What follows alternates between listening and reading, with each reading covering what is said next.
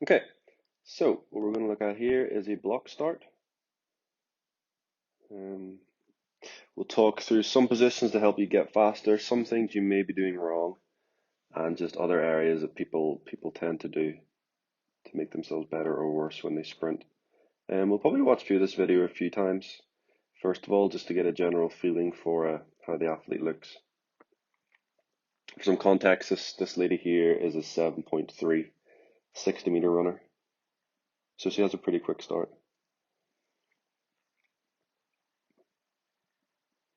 Okay, so the first thing we're going to talk about is what the foot does when it strikes the ground. So what you want to see is you want to see this foot here get to a pretty high position so it can hit or whack the ground pretty hard. That if you look at the context of hammering a nail into a piece of wood, if you don't lift your hammer high enough, you can't put enough force in to push the nail fully into the ground. So think of your feet like hammers, or your shins like hammers, your feet like nails, whatever cue you like to use. So this foot gets pretty high, and then you can see it drives down pretty aggressively. Same as this foot, maybe not as high in the right foot, but the left foot does a pretty good job here.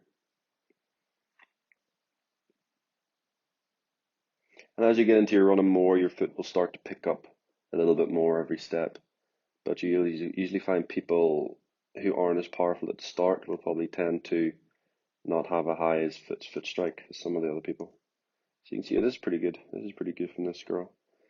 When we look at the foot, actually a very common mistake people make, and this girl actually makes too, is you want the foot to be in a prime position to strike the ground again.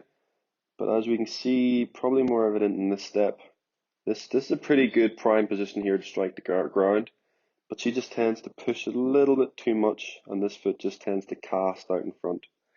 You can kind of see it in most of these acceleration steps where this foot's just casted a little bit too far out in front of her body. Now, why is this important? Basically, whatever position this shin is when it touches the ground, the back's going to want to be too. The body likes to work in harmony. The body likes to do the same thing so it's nice and comfortable. So if this shin is at this position here, you can see sort of quite vertical and touches the ground, the back's going to want to be sent up as well. So most fast sprinters you'll find will get probably to this position where the shin's in a pretty attacking angle, which just means it's quite lower to the ground so they can hit the ground and push off as effectively as possible. You see this girl just pushes a little bit too long, foot comes a little bit too far in front of the body, foot finds the ground, shin slightly too high, body doesn't want to go up. See the way the head and shoulders are trying to keep it low. So what happens is she waits until the shin's in a nice low position to push from. Hope you all see the difference between this position here and the position she first touched the ground from. Now if you watch some world class athletes, they're going to get to this position in the air, and then their foot's just going to go straight down, and it's going to be time effective. They're going to be quick on the ground. They're going to apply a lot of force because their foot's nice and high. But this girl just spends a little bit too long drifting out in front of the body. So yeah, I think we'll keep it there. Two very simple ways to get faster.